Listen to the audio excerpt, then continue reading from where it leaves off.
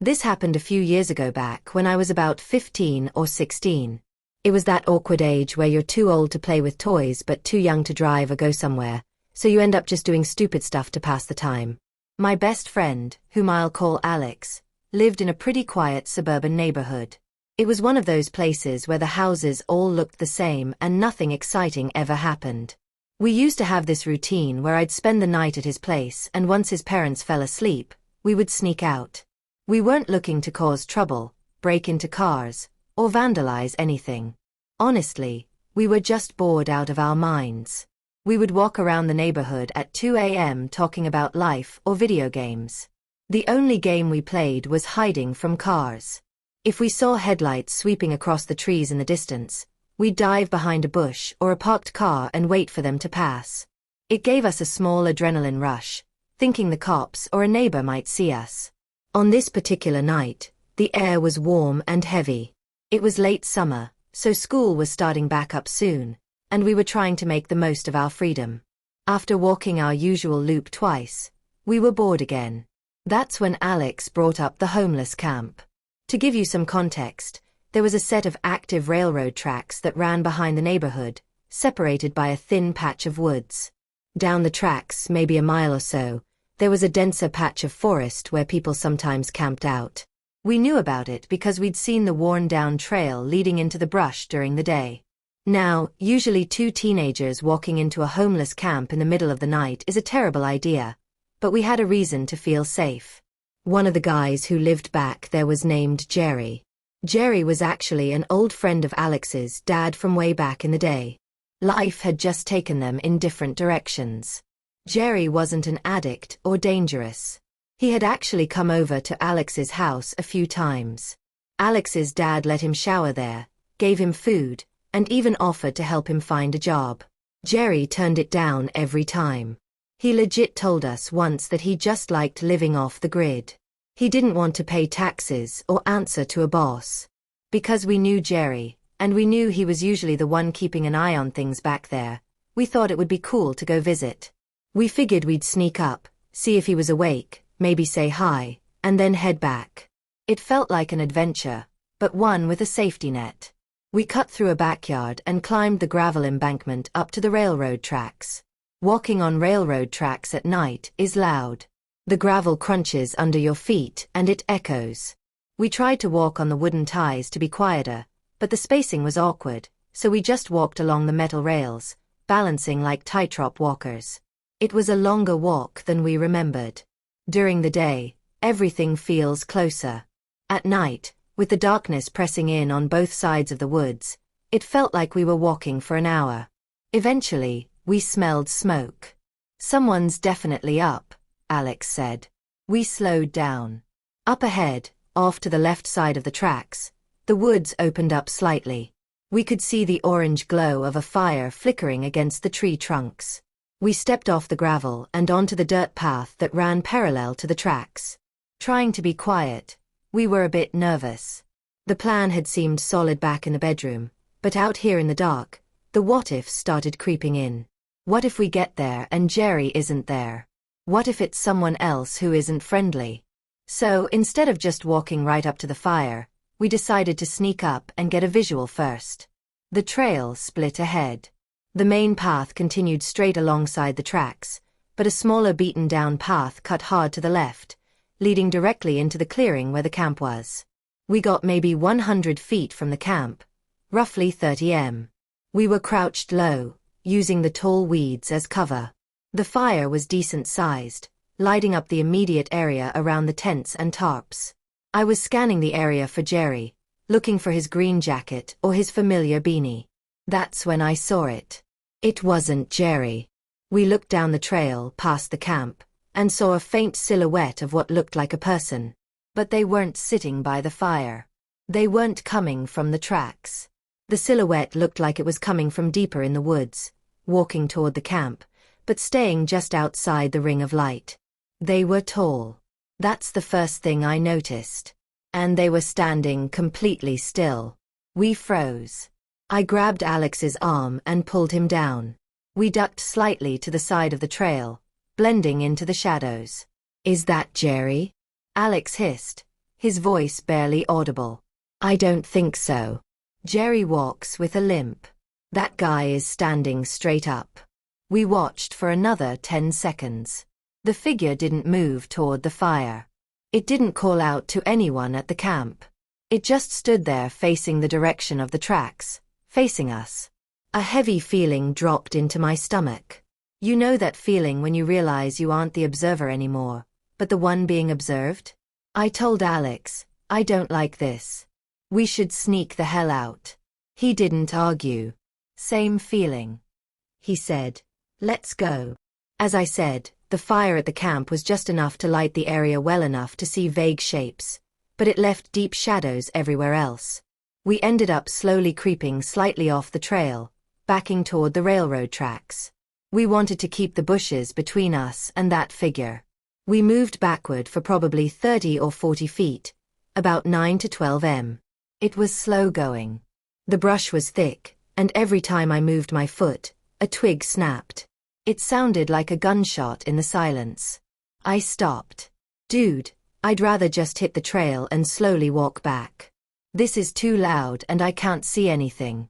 I was worried that while we were messing around in the bushes, that guy could be flanking us. I wanted to be on the open ground of the tracks where if we had to, we could run. We played football. We were both pretty fast sprinters. If it came down to a foot race, I liked our odds on the gravel better than in the vines and thorns. Alex nodded. Okay. On 3. Quietly, we slid out of the brush and back onto the dirt path. I immediately looked back toward the camp. My heart hammered against my ribs. The silhouette had gotten closer. It had moved away from the firelight, closer to where we had just been standing. The light was dimmer there, but I could clearly make out that someone was standing there facing us. They had closed the distance by half without making a sound. My first thought was rational. I thought maybe they saw us duck into the bushes and were just coming to check who it was. Maybe it was Jerry after all, wondering why 2 kids were creeping on him. But it just felt off. The posture was wrong. Aggressive. Rigid. Alex and I looked at each other. We didn't need to say a word. We both mutually and silently decided to pick up the pace. We started walking briskly, not running yet, but moving with purpose back toward the bridge. We took about 10 steps. Almost on cue, like we were synced up, we both looked back over our shoulders. The silhouette was sprinting. It was now booking it towards us. Run! I yelled. We didn't hesitate. We hightailed it as fast as we could. I could hear my own breathing and the loud rhythmic crunch of our sneakers slamming into the railroad ballast. It felt like a nightmare where your legs are heavy, but we were flying. Thankfully, the trail alongside the tracks was wide enough that we weren't bumping into each other. I didn't look back. I was terrified of what I would see. I just focused on the wooden slats of the railroad bridge coming up in the distance. The bridge was the halfway point. It went over a creek and there was nowhere to hide on it. If we made it across, we were close to the residential street. We hit the bridge, our footsteps echoing loudly on the wood now. I felt like I was going to throw up from the exertion and the fear, but I didn't slow down until we were fully on the other side. I grabbed the railing of the bridge, spinning around, gasping for air. Did we lose him? I choked out. I looked back past the bridge, staring into the darkness of the trail we had just come from. Nothing. I didn't see anyone. The trail was empty. It was dead silent again, except for the crickets and our heaving breaths. If that person had kept running, they would have been on the bridge by now. They must have stopped right at the edge of the darkness, right where the trees ended. Let's go, Alex said, breathless. Don't stop. We jogged the rest of the way back to his neighborhood, constantly checking behind us. We didn't see any headlights, and we didn't care about hiding from them anymore. We just wanted to be inside. We got back to his house pretty fast, climbed back through the window, and locked it. We sat on the floor of his room for an hour, just listening, waiting to hear a tap on the glass or sirens, but nothing happened. Luckily, that was the end of it. We never found out who that was. We never asked Jerry about it because we were too scared to ever go back to those tracks day or night. I don't know if it was a squatter, a drug dealer, or just someone who really didn't want to be found. But the way they ran silent and fast still creeps me out when I think about it. Before we dive into the next story, if you're visiting our channel for the first time, don't forget to hit the subscribe button and turn on the bell icon to stay updated with our upcoming scary stories. This happened during my senior year of high school. It's one of those nights that is burned into my memory, not because something happened directly to me, but because of how close it came to destroying people I cared about. It was a Tuesday, I think, a completely random weeknight. I was already in bed, probably around 11:30 p.m., just scrolling through my phone when my best friend called me. Let's call him Ryan. Ryan and I have been best friends since middle school. He wasn't the dramatic type. If he called me this late, it was usually because we were planning to meet up for a late-night food run or video games. But when I answered, his voice was wrong. He sounded breathless, like he had just run a mile, but also incredibly small. "I need you to come over, please. Just come over," he said. I sat up. "What's going on? Are you okay?" "Something happened," he said. "The police are here. Just get here." He hung up before I could ask any more questions. I didn't hesitate. I threw on a hoodie and shoes, ran downstairs, and told my parents that Ryan was in trouble and that I had to go. They trusted me, and hearing the panic in my voice, they didn't argue. I got in my car and drove. Ryan lived in a subdivision about 10 minutes away. It was a nice neighborhood, quiet, well lit, the kind of place where people walk their dogs at night without a second thought. When I got to the main entrance of his subdivision, I saw why he sounded so shaken. A police cruiser was parked sideways across the entrance lanes, its blue and red lights flashing silently against the trees. An officer was standing outside the car. I slowed down and rolled down my window.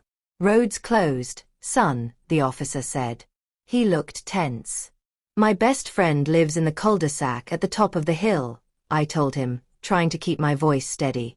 "He just called me. He's really shaken up." The officer looked at me for a second, then glanced up the hill toward where the other sirens were coming from. "Go ahead, but stay in your car when you get there until an officer clears you." I drove slowly up the winding hill. As I crested the top and turned into Ryan's cul-de-sac, the scene was surreal. There were at least 4 or 5 police cars parked at chaotic angles.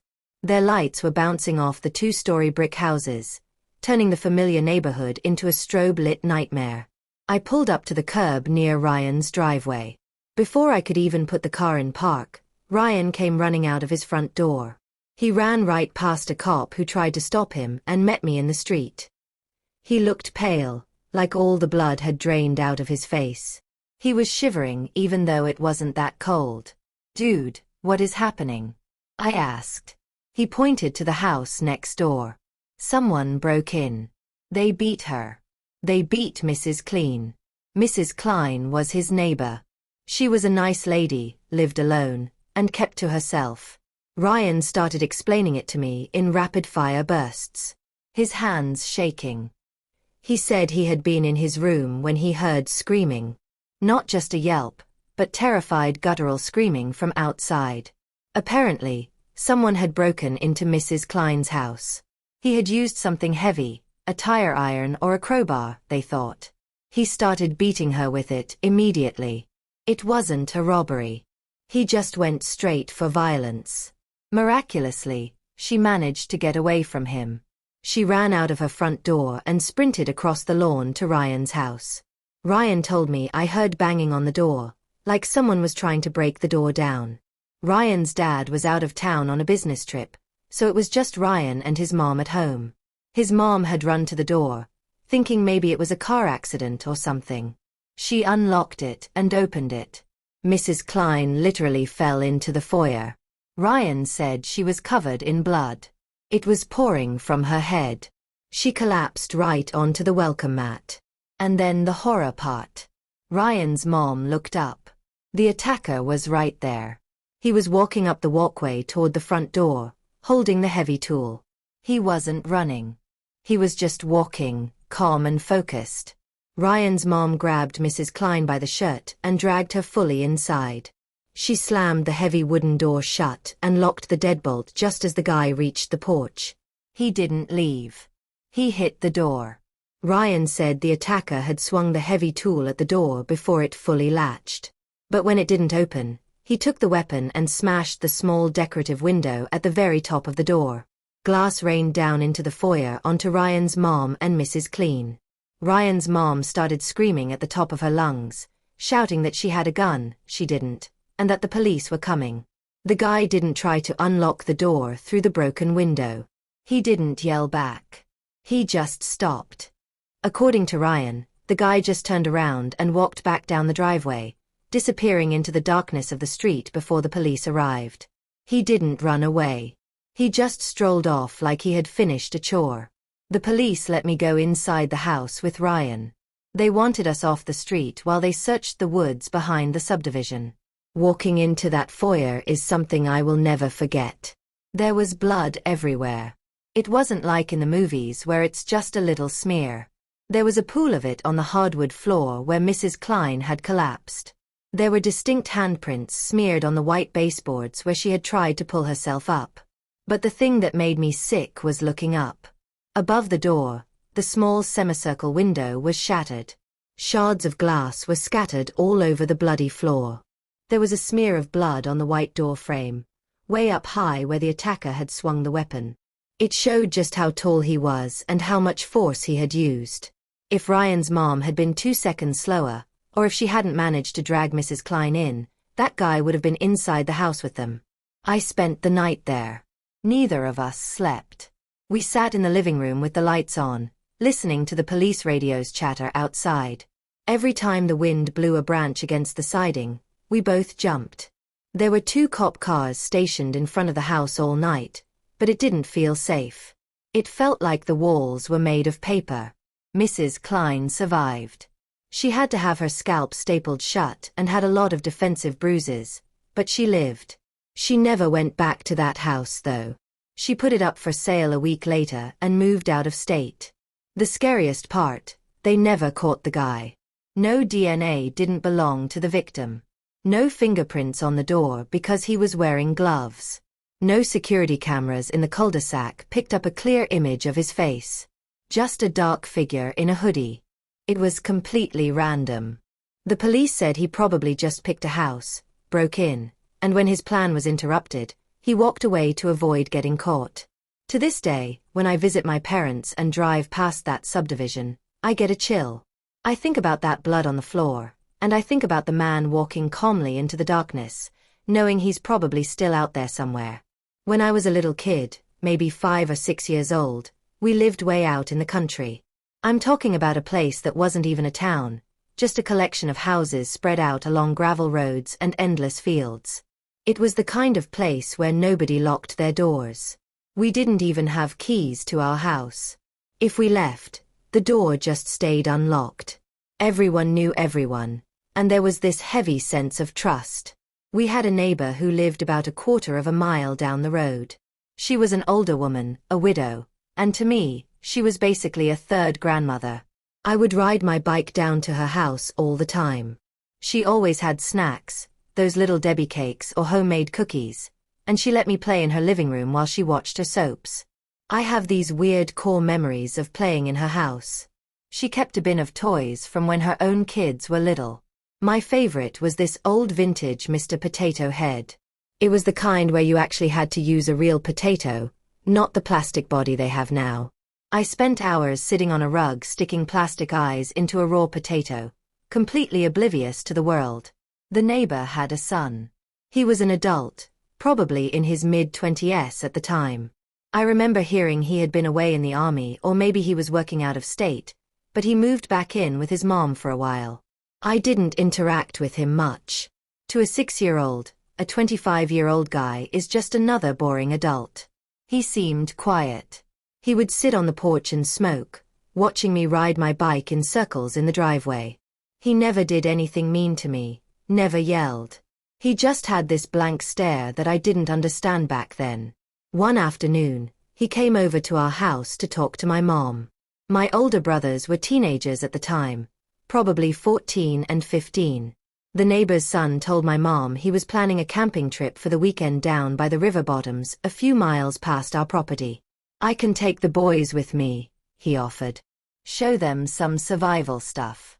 It'll be fun." Now, in our community, this wasn't an unusual offer. Neighbors took each other's kids fishing or hunting all the time. But my mom got this feeling. She told me later, years after the fact, that the hair on the back of her neck stood up. There was no logical reason for it. He was our sweet neighbor's son. He was a veteran. But she just looked at him and said, "No, they have chores to do this weekend." He didn't argue. He just shrugged, said, "Suit yourself," and walked back down the gravel road. A few days later, my mom and I ran into him at the little general store, the only store within 20 m.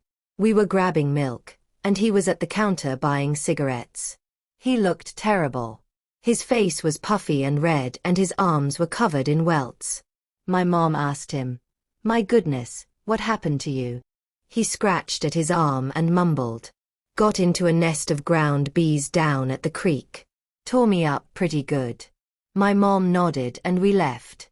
But as soon as we got in the car, she got quiet. "See, we spent every summer day at that creek. We knew every inch of it. The banks were mostly clay and rock. Ground bees were rare there.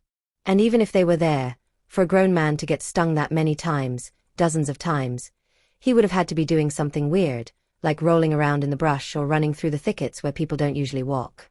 It just didn't sit right with her. The bee stings didn't make sense for a casual walk by the water." 2 days later, the news broke. It was all over the local TV station.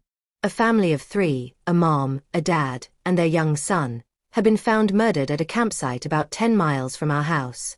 They were camping in a secluded area way off the main trails. People in our area were in total shock. Murders didn't happen here. Maybe a theft or a fight once in a blue moon, but not a triple homicide. Everyone was terrified. People actually started locking their doors for the first time in their lives. My mom sat at the kitchen table watching the news report and I saw her face go pale. She was thinking about the bee stings. She was thinking about how he asked to take my brothers camping the same weekend this family was killed. She remembered that the area where the bodies were found wasn't near the clean rocky creek he claimed to be at.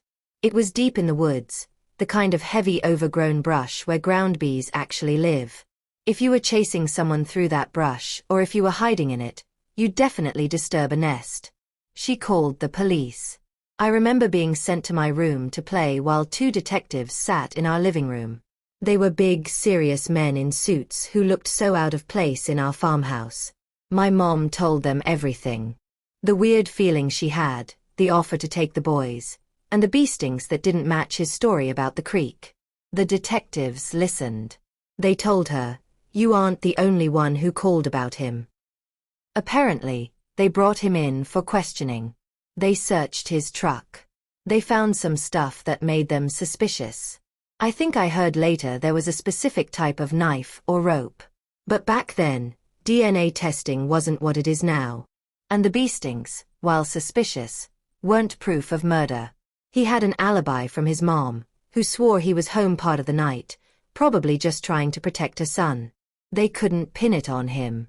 There wasn't enough hard evidence to arrest him for the murders. The case went cold.